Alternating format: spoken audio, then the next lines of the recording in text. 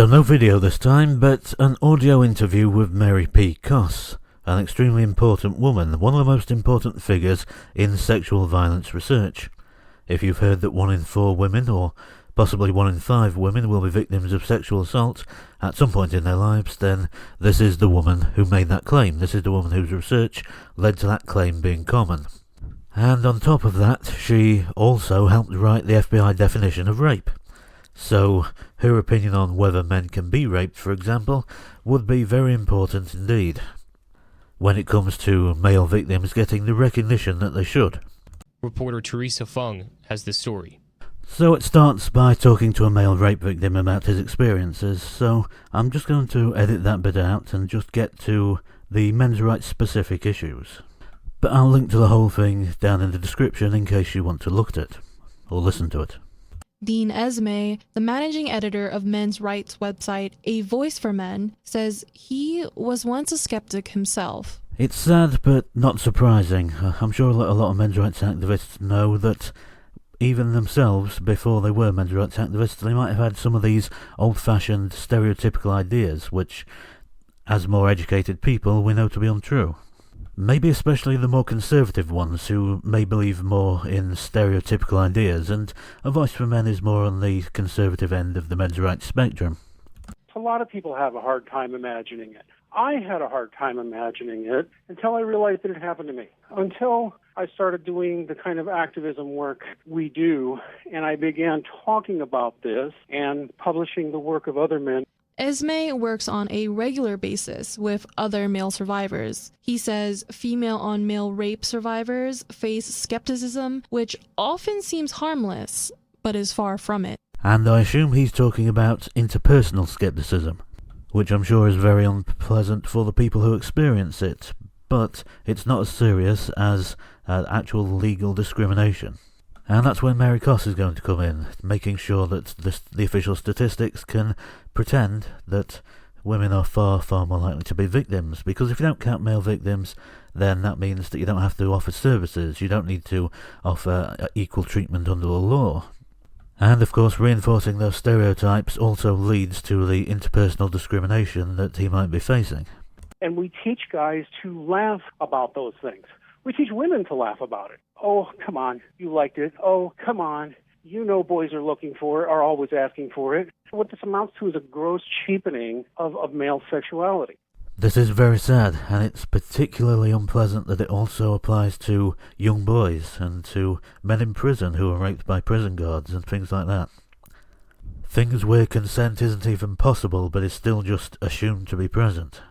Esme says these ideas on male behavior are not just in our conversations. It's on our TV and computer screens, too. I've seen it on MSNBC. I've seen it out of conservatives. If you're male and you had sex, you must have wanted it. You are lucky. I get it all the time, even on a personal level. Places like Twitter and social media, male victims of female perpetrators are routinely laughed off.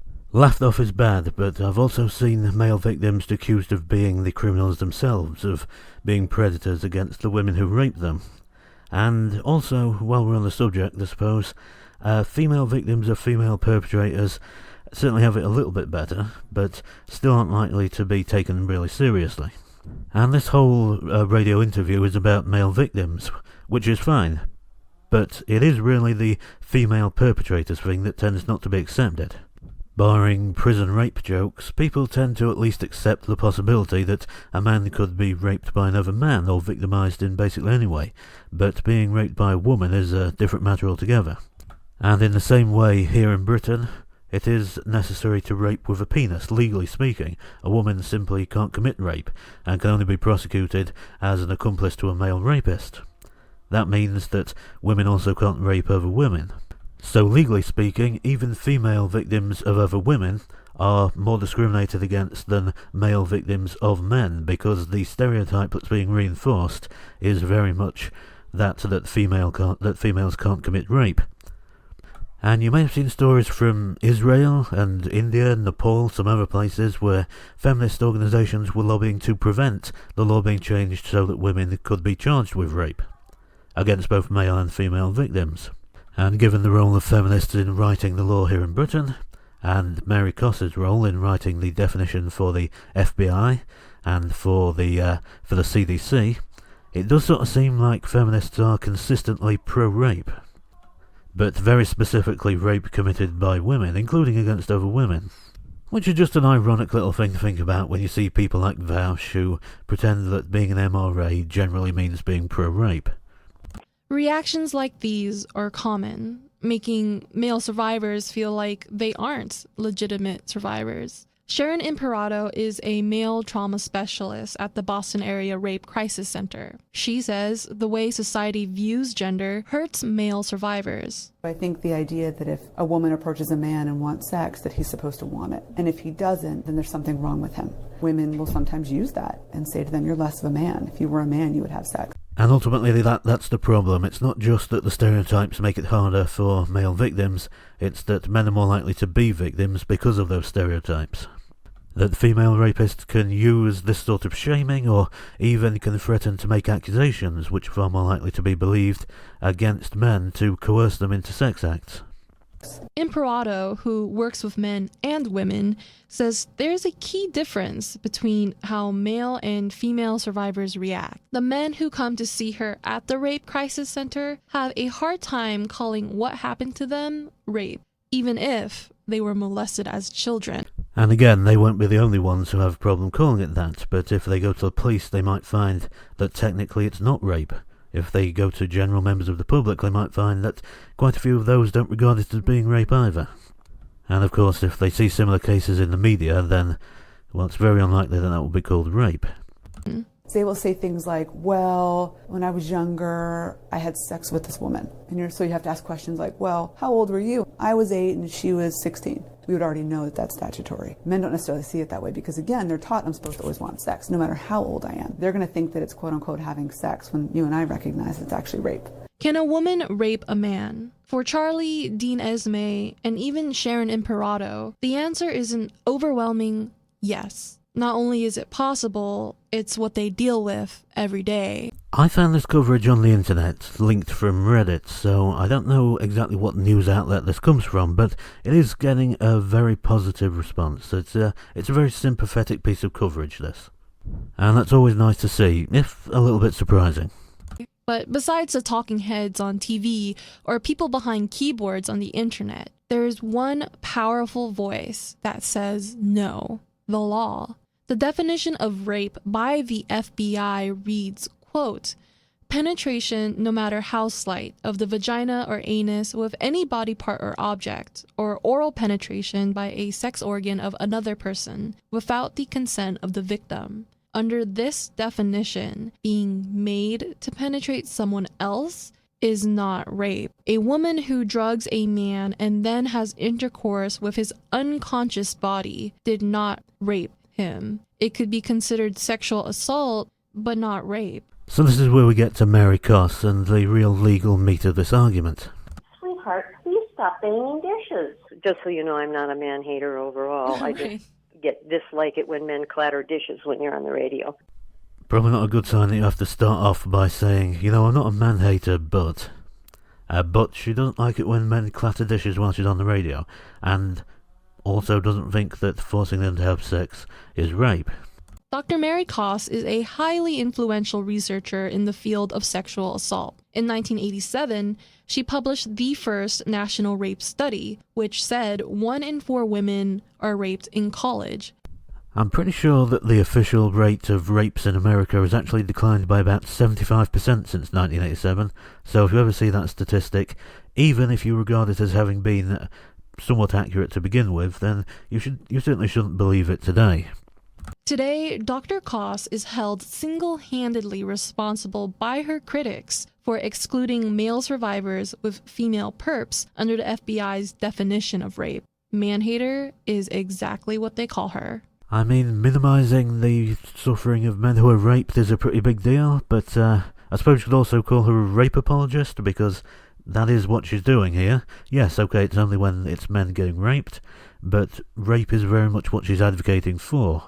I know you didn't come here to do a debate about Dr. Koss, but people who speak like her are the problem. She believes hateful things about men. Esme is one of Koss's many critics who has a big problem with the current legal definition of rape. Koss says one of the main reasons the definition does not include men being forced to penetrate women is because of emotional trauma, or lack thereof. I've heard this argument a lot that being penetrated in itself is somewhat more damaging than any other form of rape, but the evidence is more in favour of the idea that rape is rape and rape is bad. Things like PTSD effects and effects on future relationships don't show any significant difference between male and female rape victims. So if the outcomes are the same, I don't really see any important difference. I mean, maybe the penetration thing in itself is worse. But then maybe the reception that men get from other people is worse, and that's how it balances out. Or given that many rape victims blame themselves, perhaps the fact that men end up having erections during the rape, and that this leads to a certain amount of self-blame. Perhaps that has a negative psychological outcome as well. All we know for certain is that psychological outcomes are basically the same. The other argument you normally see is that women risk getting pregnant, which is true, but then if your rapist gets pregnant, then you're not in a very good situation. Most men whose rapists do get pregnant can then be coerced into paying child support under threat of imprisonment for at least 18 years. And that's happened to statutory rape victims, boys as young as 12, threatened constantly with imprisonment to make them pay money to their rapist, to make them pay for their rapist's decision to have a child. So I don't think there are any special circumstances that justify not opposing the rape of men in the same way that you oppose rape of women. And of course, if you're just anti-rape, then this sort of special pleading doesn't matter. How do they react to rape? If you look at this group of men who identify themselves as rape victims raped by women, you'll find that their shame is not similar to women, their level of injury is not similar to women, and their penetration experience is not similar to what women are reporting. I don't think any of that's true. I mean, she's the world's leading sexual assault researcher or whatever, but yeah, there's no evidence that I'm aware of different levels of experiencing shame. Of course, the penetration experience is different because the men aren't being penetrated, but even so, they're having a very similar experience. The relevant factor being penetration without consent, rather than whether you were the one doing the penetrating or being penetrated. Maybe the level of injury. I think it's true that female rape victims are more likely to end up with minor physical injuries, bruising and cuts and tears to the vagina. But on the other hand, when it comes to the effects of rape, the specific minor physical injuries are actually a pretty minor part of it. I also really don't like how she describes these men as men who identify themselves as rape victims, because they're rape victims. You know that she wouldn't take that position, that they're just identifying as such, if they were women, because those are the victims that she cares about.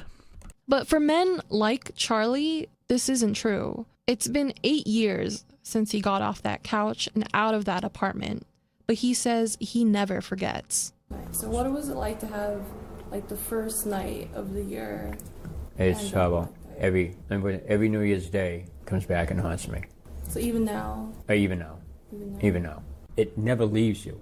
It's there for you for the rest of your life. Whether you hear a song on the radio, you see a type of car this person drives, you hear a name similar to theirs, it doesn't matter. It flashes back to you. You'll never forget what happened to you. You'll never ever forget what happened to you. Yeah, those are pretty standard PTSD effects. And again, it's very pleasant to see such a sympathetic portrayal from the reporter in this case. For the men who are traumatized by their experiences because, say, they were forced against their will to vaginally penetrate a woman, like, how would that happen? By force, threat of force, okay, or when the victim is unable to consent? How would that happen? It's hard to believe that this person is a professional researcher into sexual violence and one of the leading experts, someone who writes definitions of rape. And she doesn't understand how the physical mechanics of a man being raped would work. Presumably she thinks that consent and an erection are just the same thing.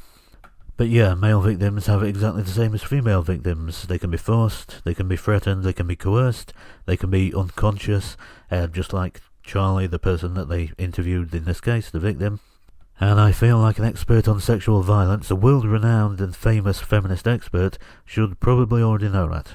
So I'm actually speaking to someone right now. His story is that he was drugged. He was unconscious, and when he awoke, a woman was on top of him with his penis inserted inside of her vagina, and for him, that was traumatizing. Yeah. If he was drugged, what would that be called? What would I call it? I would call it unwanted contact. Drugged unconscious, had sex with against his will, that's unwanted contact. And based on the laws that are in place, also, that's what it actually is in some places. And thanks to her, that's what it is according to the FBI and the CDC as well. Just unwanted contact, period. Yeah. Unwanted contact for Charlie, not rape. Dr. Koss says rape is a word with a long history associated with the oppression of women. She says rape is like breast cancer. Breast cancer is gender neutral in the sense that men do get breast cancer, but breast cancer is considered a women's health issue because such a very extraordinarily high proportion of breast cancer victims are women, and thereby is a woman's health issue. At the same time, it can happen to men. It can, that's true, and when it does, it actually has a much higher death rate because this stereotype exists that it only happens to women. But the CDC keeps figures for made to penetrate, separate of course from the rape statistics, but they do keep those statistics, and there isn't this massive difference like there is with breast cancer. With breast cancer it really is about 99% women that are affected, or infected, but with rape it's not. With rape it's more like 60% if that, according again to the CDC statistics. But even using the breast cancer metaphor, no one says that men don't get breast cancer. Yeah, it's rare, but when it happens it's still called breast cancer. There's no feminist saying, it's really important, it's part of women's historical oppression that breast cancer be regarded as something that only happens to women, and when it happens to men we maybe call it chest cancer or something like that. Unwanted breast tissue. But that's how it would have to be for this metaphor to work.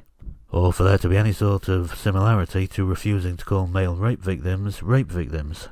Because Dr. Koss believes rape happens more often to women, it should be approached as a gender issue, a female one. Sharon Imperato of the Boston Rape Crisis Center, who works with male survivors almost every day, says she doesn't agree. Again, it can affect anybody, and anyone can also rape. So I think to make it a gender issue, I think that you are excluding a whole group of people. And I think also, too, is you're excluding the fact that women can be perpetrators. The problem with the law as it stands is that it leaves men like Charlie behind. But no matter what the law says, Charlie will continue to live with what happened to him on that New Year's night. Today, Charlie speaks with other sexual assault victims. He says he shares his experiences as a male survivor and reminds other survivors of one important message. You had no control over what happened. I tell these victims, it's not your fault. For You Are Here, this is Teresa Fung. So that was pretty unpleasant. That's how the feminists seem to think. This is a very powerful, very well-established feminist taking this position. And through her, that position becomes established in the law, in government statistics, and of course policies from government follow those statistics, so male victims then become treated worse, and female rapists become more likely to get away with it, maybe more likely to actually commit those crimes, maybe more likely to not even realise that they're committing those crimes, because they have this idea that that's not something that's possible. And all for one simple reason, which is that feminists have this weird difficulty in saying that rape is just bad. No matter who it happens to, no matter who's doing it, rape is basically just rape, and a bad thing.